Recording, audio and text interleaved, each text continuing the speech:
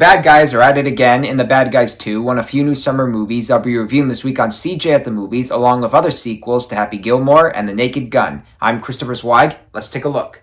Our first movie is The Bad Guys 2, the sequel to the DreamWorks animation hit about 5 bad animals who learn to become good guys. Sam Rockwell is back as the voice of Mr. Wolf, Marc Maron is Snake, Craig Robinson is Shark, Awkwafina is Tarantula, and Anthony Ramos is Piranha, and given their criminal records, they all struggle to get jobs. Things sure have changed. Not everyone believes it, but the bad guys went good. I'm keeping my eye on you, guys. What was that? I panicked, okay? I'm a panicker.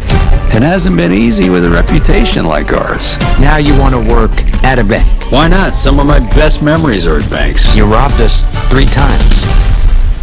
That was this bank? They're being set up for blackmail by an all-female criminal team, the Bad Girls. They consist of the Snow Leopard leader, Kitty Cat, voiced by Danielle Brooks, the Wild Boar Pigtail, voiced by Maria Bakalova, and the Raven Doom, voiced by Natasha Lyonne, whose animation repertoire now unfortunately includes Smurfs. They need the bad guys for one last heist. Maybe you don't keep up with the news, but we're good now.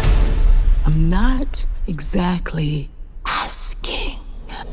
We might need a little pacing in the story, but the execution is entertaining, especially in its attempts for the bad guys to be given a chance to be welcomed into society. Once again directed by Pierre Perifel, The Bad Guys 2 is able to appease the both target audience without desperation. The animation continues to have that expensive Saturday morning cartoon feel, crossed with comic book and anime styles, all of which blend well with the action and comedy within. The voice acting is fun, and the genres like to go for that Mission Impossible and Fast and Furious angle. So Smurf the new Smurfs movie, The Bad Guys 2 is a lot of fun.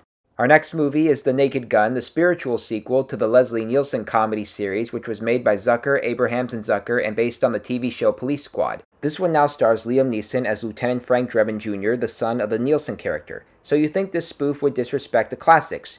Think again. Who are you? Frank Drebin, Police Squad.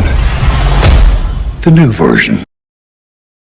We also get Pamela Anderson making another successful comeback after The Last Showgirl as a femme fatale, Paul Walter Hauser as Ed Hawken Jr., the son of the late Captain Ed Hawken, whom the late George Kennedy played, and Danny Houston as the villain, and we also get a lot of jokes, some of which are in the foreground and the background, and some don't really need any logic. We've upgraded your car with the most advanced crime-fighting tech. Drive forward 30 feet.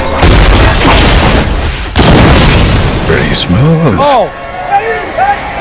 This place is falling apart. This Naked Gun was co-written and directed by Avica Schaefer and produced by Seth MacFarlane, both of whom are comedy geniuses, and while not all the jokes land and some of the ideas seem to be borrowed from the Austin Powers movies and Kingsman: The Secret Service, there's a relentless energy and lots of humor to keep you going. This will do anything it can to live up to Zucker, Abrahams, and Zucker's standards without being so self-congratulatory. It also allows Neeson, Anderson, and the spoof genre to make comebacks, and it delivers with some laughs and stupidity. Next up is another sequel on the show, Happy Gilmore 2, the nearly 30-year-old sequel to the Adam Sandler cult comedy classic in which he played the violent sociopath Happy Gilmore, who becomes a professional golfer. In this sequel, he has fallen through hard times. His wife, played by Julie Bowen, has passed away, his only daughter, played by Sandler's daughter Sunny, is poised to go to the best dance school in Paris, and his drinking problems get the best of him. Happy Gilmore sucks. Oh, eat a bag of... But when traditional golf is threatened by an energy drink company that sponsors a disrespectful version, it's up to Happy to get back out there. Happy Gilmore is breaking in yet another caddy we just met. All right, we're gonna go. See,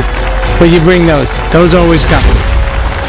All right, that's it. They got a strap if you want to use the strap. The sequel is filled with movie star and professional golfer cameos, and some of the remaining actors return, like Ben Stiller as the abusive orderly Hale and Christopher McDonald as Happy's old enemy Shooter McGavin. You stole my life from me.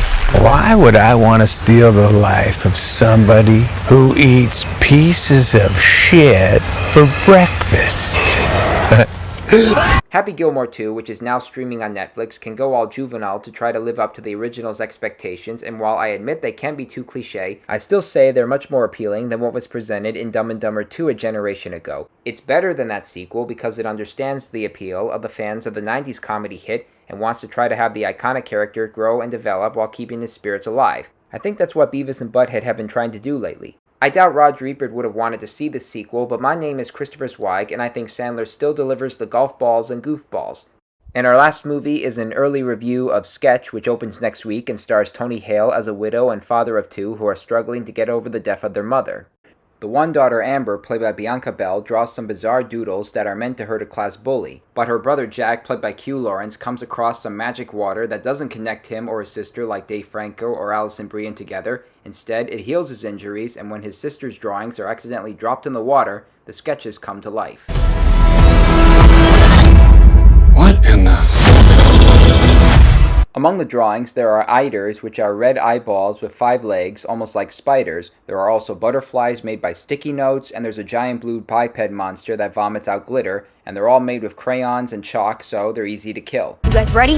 No, I don't want to do this. I have to go to the bathroom. You couldn't have gone before you put all this stuff on? I didn't have to go then. No, I have to go too. Oh my... Sketch is the latest film distributed by Angel Studios, and it chooses the fantasy genre to help deal with family pathos without being so predictable or tedious. In fact, the visuals of the creatures are amazing, and I doubt the budget for this film is as big as it was for the How to Train Your Dragon remake or Jurassic World Rebirth. Some of the dialogue is corny, and not every character works, but Hale, Bell, and Lawrence all deliver with some energy and consistency, and there's even some good humor in the mix. And it likes to fight against the cliche that an adult would have trouble believing that a fantasy is taking place in reality by getting straight to the creatures. Recapping this week's new movies: thumbs up for The Bad Guys 2, thumbs up for The Naked Gun, thumbs up for Happy Gilmore 2, and thumbs up for Sketch. Well, those are the new movies I'm reviewing this week. I'm Christopher Swag. Stay safe, and I'll see you at the movies.